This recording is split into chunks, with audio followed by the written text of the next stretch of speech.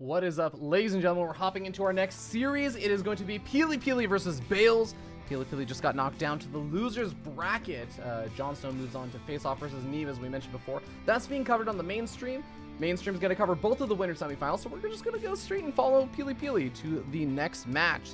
This is going to be a best of 3, unlike the best of 5s we saw before. So without further ado, Ascension to Ire. See you guys there.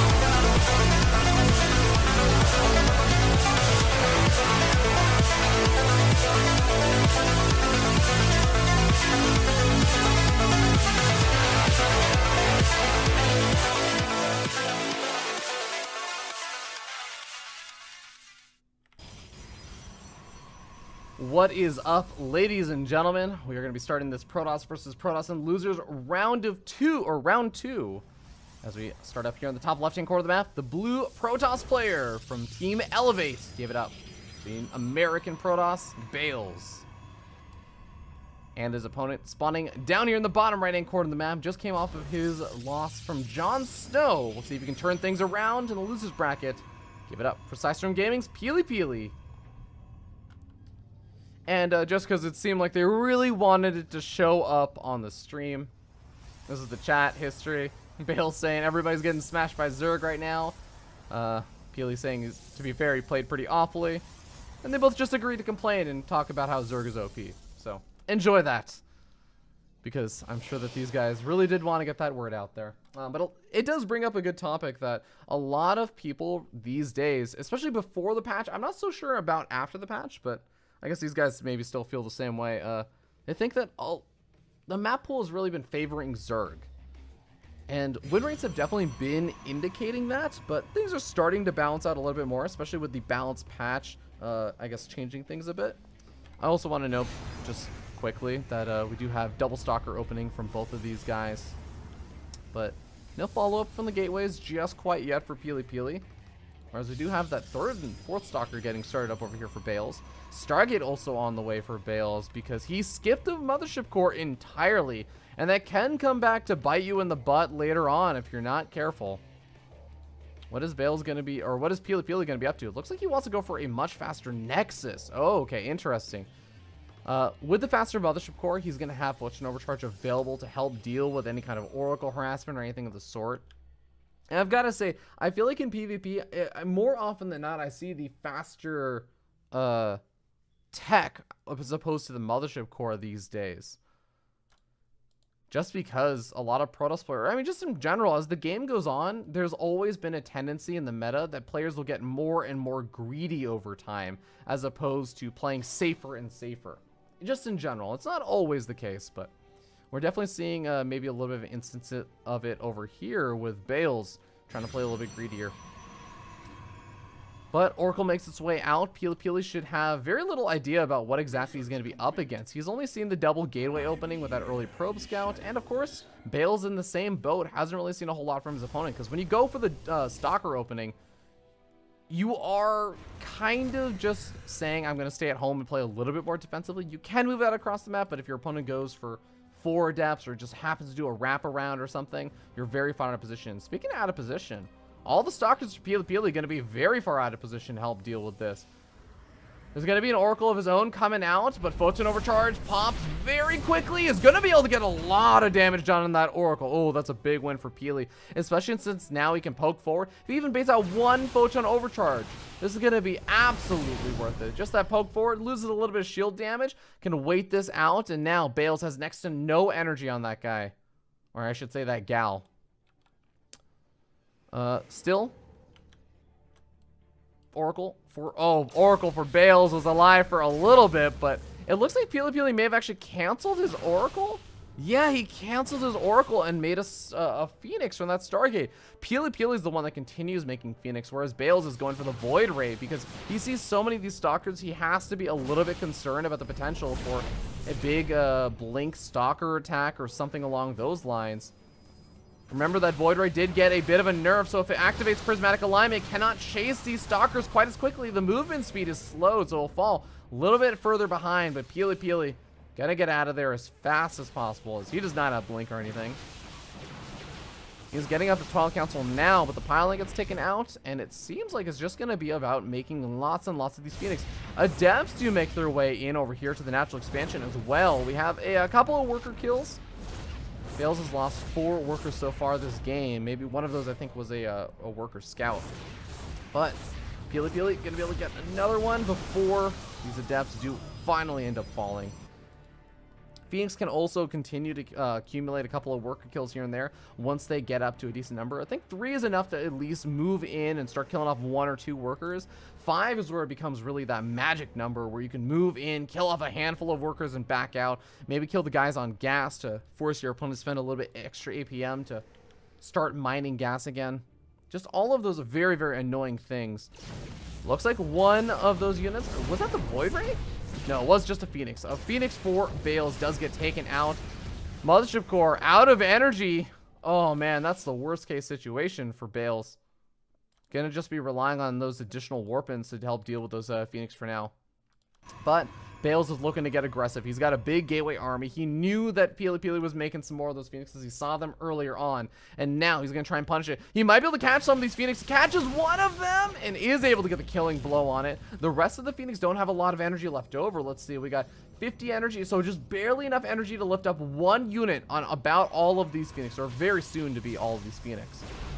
PiLiPiLi going to be relying on pushing an overcharge. He does use one of them, but he's got a full energy Mothership Core.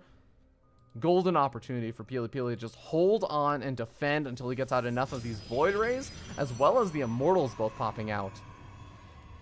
Blink also very close to finishing research. Phoenix can keep an eye on Bales' army. PiLiPiLi seems like he's holding all the cards right now in terms of tech. Bales has been forced into an all-in at this point. He's got a handful of gateways, but not even that many. It's just 5 gateways and a Stargate. No Immortal's going to be joining the fray. It's just a couple of Void Rays that are going to be nice. Some good force fields locking a good chunk of these units over here for PiLiPiLi. Or I should say locking out a lot of the units. The Void Ray also goes down very quickly. Void Rays for Bales doing some serious work, taking out one of the pylons. All of the Footstone Overcharges have been spent as well. One more is going to be available in a couple of seconds. There it is, right there. PiLiPiLi has Blink now. He's got the Immortal count that's going to continue to build. Bales needs more engagements like that. He needs more engagements where he feels like he's taking a good trade. But the Phoenix on the other side of the map, taking out the Mothership, forcing out the Footstone Overcharge. He's going to end up losing a Phoenix. Oh no, that actually seems like it's not a big deal, but it really does mean you can't take any workers out anymore in favor of the trades. Oh, it snags an Immortal. That's a really nice trade. Bales is making a lot happen with very few a lot of low-tech units, but there's the aggressive Blink forward. PiLiPiLi just has overwhelming numbers and takes the game, taking a 1-0 lead. It's best of 3.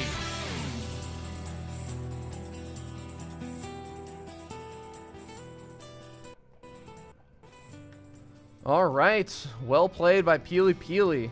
Said he felt like he played like trash versus Jon Snow, but he was playing pretty well versus Bales in this Protoss versus Protoss. Seems like a little bit of combination of, going for slightly different build orders and ways of doing things. That Oracle getting denied so quickly definitely helped out PiLiPiLi because he was so far out of position. That really could have backfired quite a bit, moving out with all those Stalkers, but I think he just forced Bales into a very defensive posture because he was able to defend against the Oracle so easily, and all those Stalkers just put that threat, the potential threat of a big attack, into Bales' mind. So he played a little bit extra defensive, was getting up all those Void Rays, lost a lot of stuff, and finally ended up getting punished for it. But here we go, hopping into game number 2. It's gonna be on Odyssey. We really don't see too many games on Defender's Landing, do we?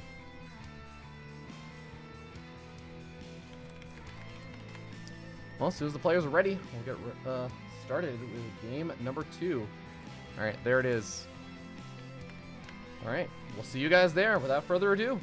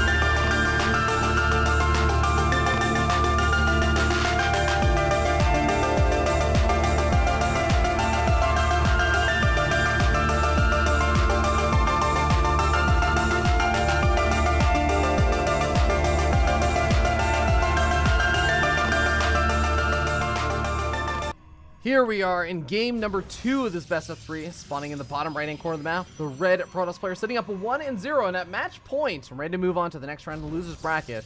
Give it up for Storm Gaming's PiLiPiLi. And his opponent, spawning up here in the top left-hand corner of the map, man known as Solid. Give it up for Team Elevate's Bales. Fighting for his tournament life in this game and in this series. He will be knocked out of WCS Challenger if he is not able to make some magic happen. Going for a double gas opening with 2 guys on each gas. It looks like both the guys doing something similar. And both of them also going for that double gateway opening once again.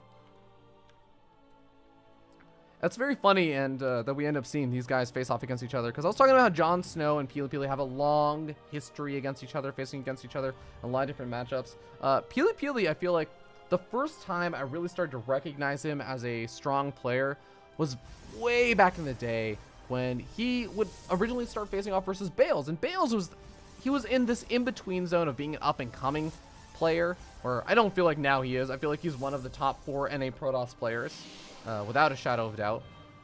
But he was in this in-between zone back then of being an up-and-coming player and being considered one of the top players in the Protoss scene for North America.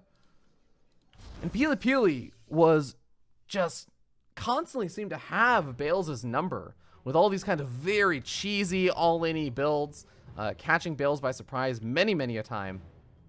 And it's so funny that we now end up seeing, I feel like PiLiPiLi later on, somewhat more successful player, has been able to get some international results, traveling to some of these big events. And Bales, I think he's been very busy with a lot of other aspects of his life, being busy with school.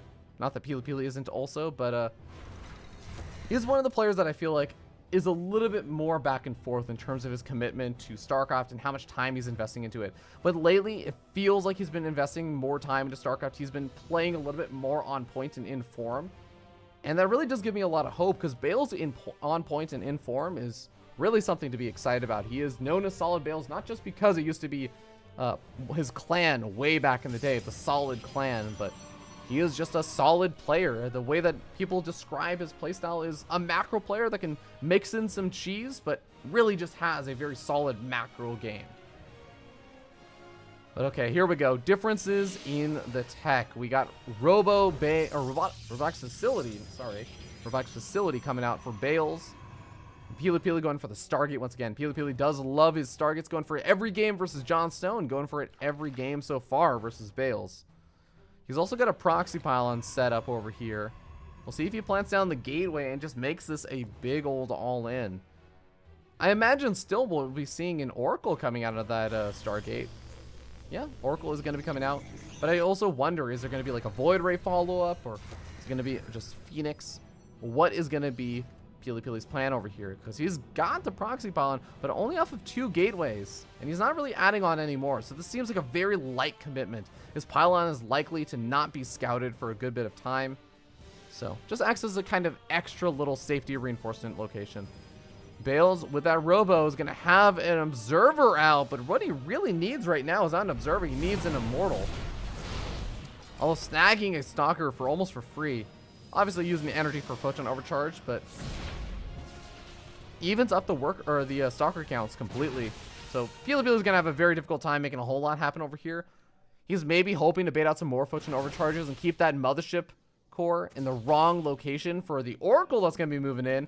As you can see over here, it's the 1-2 punch, drag everything over, but Bale scouts this out with an Observer. He also catches more of the Stalkers. The question is he going to be prepared inside his natural expansion? Losing 1 worker, 2 workers, 3 workers, and then Photon Overcharge popped. He's got 1 more Photon Overcharge available in the main base. PiLiPiLi is aware of it, and he sees how many of those pylons he has set up. Oh man, that's going to be a dead Oracle theoretically. No, he manages to make his way out. 1 Stalker with a dream. Oh, barely not able to get it. 10 hit points left over. And that really does hurt for Bales, because he would have loved to have gotten that kill. But now there's a second Oracle out. It's going to make its way into the main base. Almost every Photon Overcharge has been used. There's going to be 1 more available in a moment. Thankfully for Bales. Look at that reaction time. Super on point.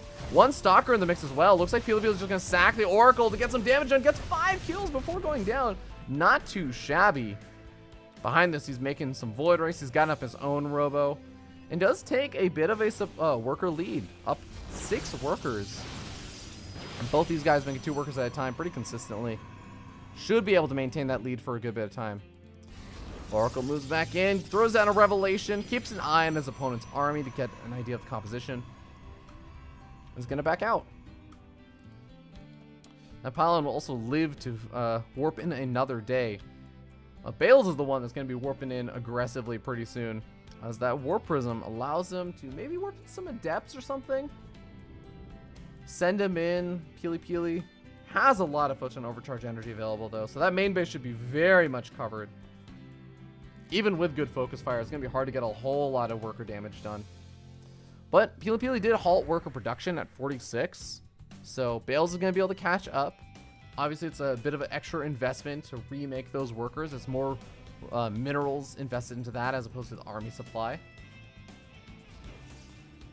But it's looking like a pretty even game. Bales had that tech advantage for a while. He's had the 12 Council now finished up. He's got that Robo that's been able to make Immortals. Got the Observer out. Whereas PiLiPiLi has just been making a lot of the Void Rays, which can do okay. If you get into a really large number of Void Rays, they can spiral out of control, but I don't think he's getting anywhere close to that. 3 Void Rays is nice. That's like that's the point where I feel like it really does add a good bit into your composition. But I feel like 5 to 6 Void Rays, maybe even maybe even make the turning point 6, is the place where I feel like Void Rays really just start thrashing through your opponent's army. But wow, here we go. We got another Proxy Pylon coming down over here for PiLiPiLi, as he is really gung-ho set on making some damage happen over here. He's got the continued Revelation throwing down his opponent's army, but it wears off now. Another round of Stalkers gets warped in. And the Oracle, it's looking to maybe move into the main base. Force out a Photon Overcharge over there, but he has just enough energy to throw down a Revelation again. Oh, loses the Oracle, but gets a Revelation down at the last moment before it goes down. PiLiPiLi is looking to bait out some more Photon Overcharges. There's still only 1 Photon Overcharge available. So if PiLiPiLi can force that one out, I think that they'll probably be able to regenerate enough energy for another one. But still, even if you just kill that pylon, good force fields coming out from PiLiPiLi, locking out a majority of this army, allowing them to take out these pylons and the Mothership core taken out. So no more Photon Overcharge is going to be available. These Void Rays need to put in some serious work. Immortals available on both sides, but a lot of the Immortals for PiLiPiLi derping this one in the back, not really getting involved in the fight. Does Bales have enough over here to defend, though? Looks like he's at half the supply. Disruptor comes in out of nowhere, getting a pretty decent hit, but it's not quite good enough. Blink back. PiLiPiLi able to put on the aggression. He's already sitting up 1-0, and Bales has to tap out. GG gets called. Bales gets knocked out of WCS Challenger, and PiLiPiLi moves on to the losers round 3. Got to remove that of in saying that every time, as it's actually the losers round of 4. He's going to be moving on to face off versus Masa in a pretty awesome match, as Masa has knocked out True 2-0. So True is out of WCS Challenger. Who would have thunk it? I think he was definitely one of those people that everyone always gives a lot of respect to because, you know, Korean. But true, playing from Korea. Maybe the server ping is acting up for a little bit for him. Maybe he's just a little bit out of shape, or maybe these NA players just getting a little bit better. Whatever the reason, ladies and gentlemen, PiLiPiLi is going to face off versus Masa. And he might even be a little bit relieved that he's not playing versus a Zerg player, because it seems like he's not feeling great about Zergs, but a lot of Zergs still on the other side of the bracket. Silky going to be facing off versus the loser of Drunken Boy versus Semper, which is in Game 5 now. Being casted over at twitch.tv/Wardy. As I think, yeah, we'll have to wait and see. I'm gonna find out what the deal is with what Wardy is gonna cast next. If Drunken Boy versus Semper is already finished up, we'll see you guys in a little bit with more WCS Challenger action. I believe we're going to the losers round of 4. So it's the match where we go up to the top 6. So we're not doing inclusive on the losers round of 4. So I think there's only one round left. This may actually be the final round that we get to cast, besides, you know, playing catch up on the rest of the bracket. So we'll see you guys in a little bit. Gonna go back to some downtime content as we get the next series set up. Thank you so